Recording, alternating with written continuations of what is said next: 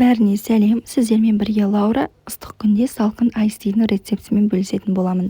Ең алдымен газымызға суымызды қойып, қайнатып алатын боламыз. Одан кейін үстіне каркадені саламыз да қайнайды. Қайнап шыққаннан кейін біз суымыздан осылай каркадеміздің барлығын мүлдем біреуінде қалдырмай алып алатын боламыз. Одан кейін біз 2 апельсинді осылайынан майда қылып турайтын боламыз. Немесе 1 апельсин, жарты лимон қосып жасасаңыздар да болады, өз қалауларыңызша. Мен осылайынан 2 апельсинмен жасаймын. Осылай барлығын турап алатын боламыз.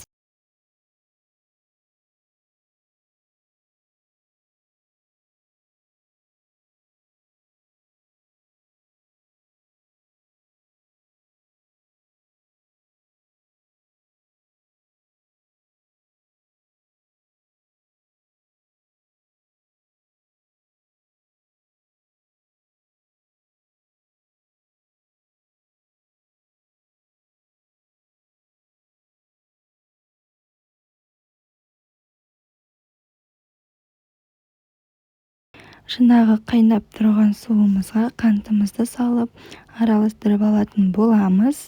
Одан кейін мятамызды саламыз, апельсинімізді салып, бетін жауып қайнатуға жібереміз.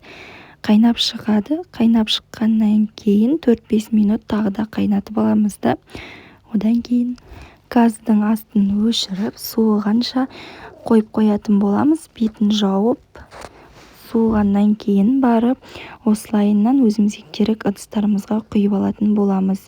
Бізде бұл суыған кезде барлық астына түседі. Бірінші бетін жақсылап құйып алып, келесіде міндетті түрде сүзгімен құйып алатын боламыз.